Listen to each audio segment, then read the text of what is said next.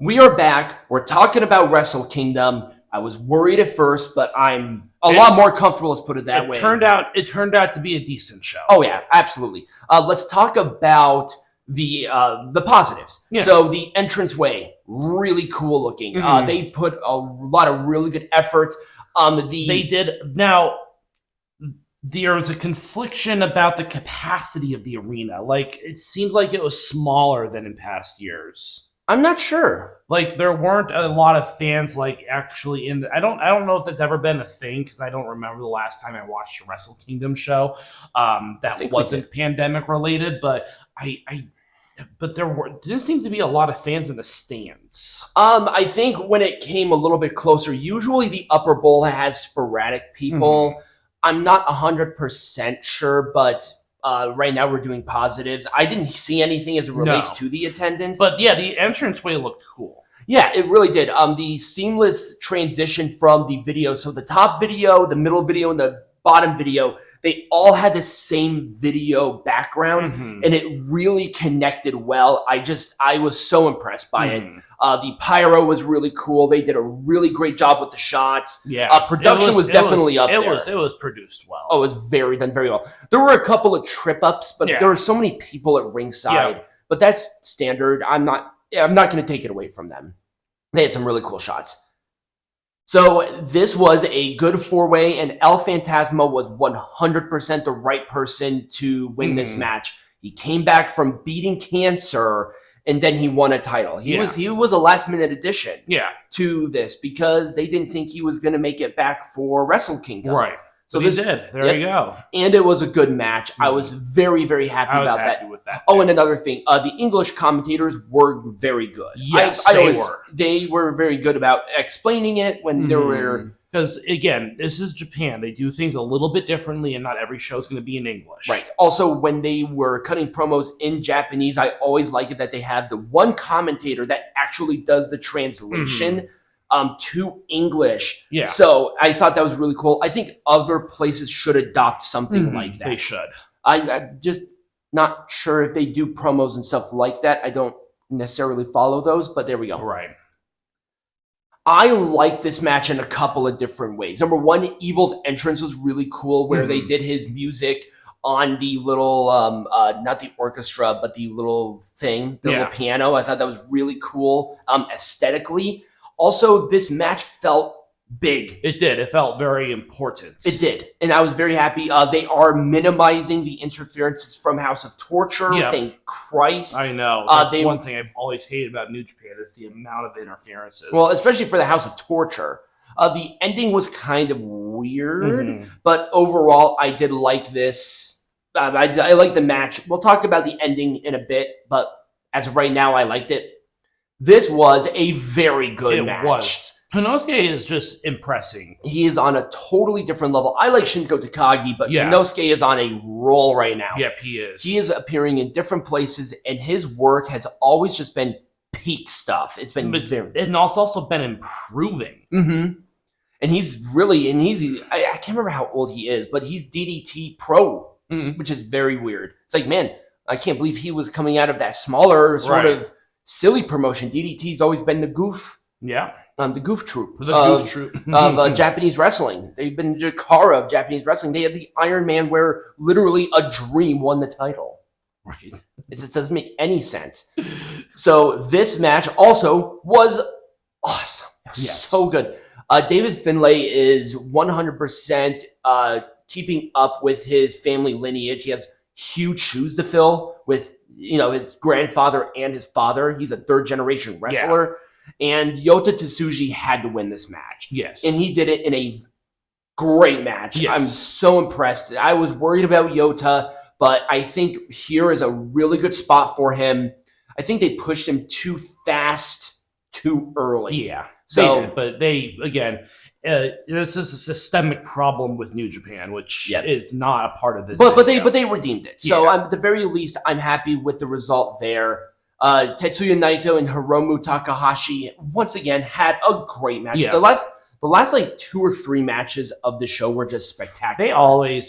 they always put in the best stuff like at the very end. Yeah. So I like the story that they had where Hiromu wants to take over LIJ. Tetsuya Naito's knees are basically putty, and it's like they've been really focused on that. So I really liked the story told there. It was really easy to digest, and the ending where they did the mutual respect little hand things, it was really cool. I just love this. I was so thrilled.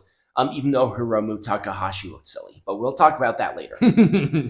And so 2 things here. Number 1, Shota Unamo is hitting the fucking gym. He is enormous. He looks like a main event star. Yeah, he does. His entrance was fucking cool with the motorcycle going around the whole arena. That was done really well.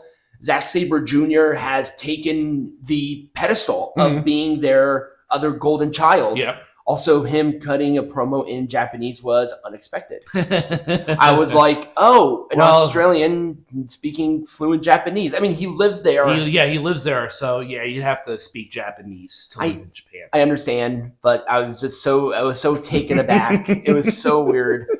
But this was a fantastic match. The one thing that we talked about, and that was being worried about the main event scene with New Japan. And after this show, I was just not worried about it anymore. Yeah, I'm a little more optimistic than I was. Yes, I definitely am as well. But with the good, we have to talk about the bad, and the latter match had zero anything. It was weird. I didn't like it. It was a car crash. They tried to tell a story, but it just did not reciprocate well. Nope. But the what are they? The Ichiban Sweet Boys or whatever they are. They won the match. Yeah. And I like the name, so I'm satisfied with that. And Fujita is the youngest IWGP champion ever, I think, at 25 or 26. So that's really cool. I don't know why. Like, the match itself was fine, but once again, random moves where it's like, was that a finishing maneuver? Yeah.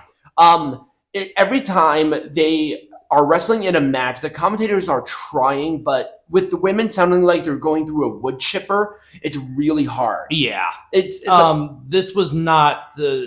This is not Mayu Iwatani's golden moment. No, and I like Azumi, but good Lord, I have no idea what happened in this match. But once again, you look away from it, and it sounds like you're watching a Japanese smut film where they're literally getting tortured to death. Right. Yeah, it's like, fuck. I can't hear the commentators over the bitches screaming. Right. It's like, what's going on? Is there a gang rape going on or something? They're trying to sound tough, but it's like, God, there's a point in time when it becomes annoying. Right. It just totally took me out of the match. And you're right. This was not Mayu or Azume's best match. No. We have seen a lot better. Why do they trust Shibata? Why are they bringing him back? He went into business for himself last time and left the company unexpectedly, and here they are bringing him back for some reason. Like, what is it? What is it about this guy? Does he give the good suck? Like, seriously.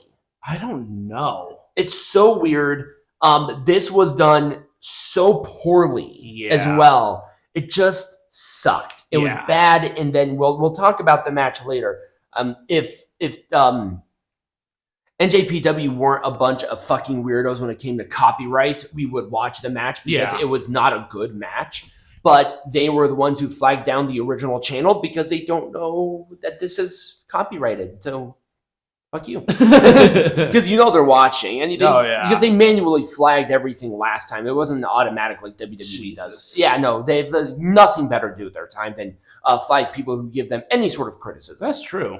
And this was such an unfortunate accident. Douki is so popular, and God. So if you don't know, Douki tried to do a senton to the outside, a move he has done 1,000 times. We've seen him do it. He lands on his elbow, but his entire arm just sort of became a slinky. It just broke in a bunch of different places. I think it's a elbow dislocation. Oh, fun stuff. Where he could not continue. Yeah. But because this is a rule in Japanese wrestling, if the referee has to stop the match or if there is a count out, the championship changes hands. So Desperado is the champion. Right. He was not happy. No, that's not how you win a belt. That's just silly. It was an unfortunate accident. Yeah, it was. You know, it's not ballet. Right. This shit like that's going to happen. It's just unfortunate because you know, just like all the other matches, this was going to be a freaking great match. It was kicking off good. I'm like, okay, we're starting to get there. Douki does a move that he's done 1,000 times. He lands weird. Referee had to stop it. What can you do? Right. The referee made the right call on stopping the contest. They've been doing a lot better about that, but it sucks. Mm-hmm, and unfortunately, it did have to be a negative because it is a negative. Mm-hmm. Nothing against them, but it's just unfortunate. So that was Wrestle Kingdom. I liked it a lot. I'm going to give it a full thumbs up. It was close to 2. It was close to 2. But when we come back, we're going to be talking about Wrestle Dynasty. Fun stuff.